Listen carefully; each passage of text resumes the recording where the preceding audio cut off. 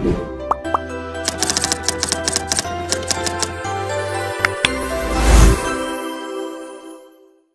اگر کسی آدمی کے پاس کسی شخص کی امانت رکھی ہوئی ہے، رقم رکھی ہے اور بطور امانت کے رکھی ہوئی ہے، تو اس امانت والی رقم سے اگر کوئی شخص قربانی کرنا چاہتا ہے تو کیا وہ قربانی کر سکتا ہے یا نہیں کر سکتا؟ امانت شدہ رقم سے وہ جانور خرید سکتا ہے یا نہیں خرید سکتا؟ اور امانت شدہ رقم سے وہ قربانی بڑے جانور کے اندر حصہ لے سکتا ہے یا نہیں لے سکتا؟ تو یہ بڑا اہم ترین مسئلہ ہے، اور اس کے اندر ایک بات کا خیال رکھنا ضروری ہے جس کا عام طور پر خیال نہیں رکھا جاتا، وہ بات بھی آپ کے سامنے عرض کرنی ہے۔ تو دیکھیے، پہلی بات تو یہ کہ اگر کسی شخص نے آپ کے پاس امانت رکھی ہوئی ہے، آپ کے پاس کسی کی امانت بطور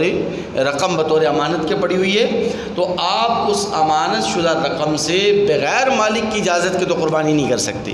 نہ جانور خرید سکتے ہیں، نہ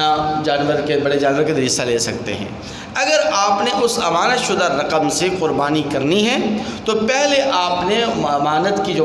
جو مالک ہے اس سے آپ اجازت طلب کریں گے۔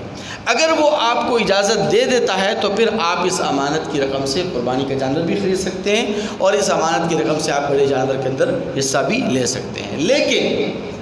ضروری ہے اور بہت زیادہ اہتمام کی ضرورت ہے کہ جب آپ نے اس امانت کی رقم سے قربانی کا جانور خریدا یا قربانی کے اندر حصہ لیا،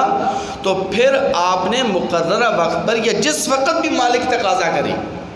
امانت کا مالک جس وقت بھی تقاضا کرے اسی وقت وہ امانت آپ کو لوٹانی ہوگی۔ یہ نہ ہو کہ آپ نے قربانی کر لی امانت کی رقم سے اور پھر سال بھر اس کو انتظار کی سولی پر لٹکا دیا اور آپ امانت کی رقم آپ اس کو واپس دینے کے لیے تیار نہیں ہیں، تو پھر یہ خیانت ہوگی اور پھر آپ کی یہ قربانی قبول نہیں ہوگی۔ ہاں، آپ نے مالک سے اجازت طلب کر لی، آپ نے ایک میعاد، ایک وقت مقرر کر لیا کہ بھئی، یا پھر آپ نے اس سے کہہ دیا کہ بھئی جب بھی آپ کو ضرورت پڑے گی میں آپ کو آپ کی امانت رقم لوٹا دوں گا، ابھی فی الوقت میں آپ کی امانت کی رقم سے قربانی کرنا چاہتا ہوں، بڑے جانور کے حصہ لینا چاہتا ہوں، اگر آپ اجازت دے دیں، وہ اجازت دے دیتا ہے تو آپ قربانی کر سکتے ہیں۔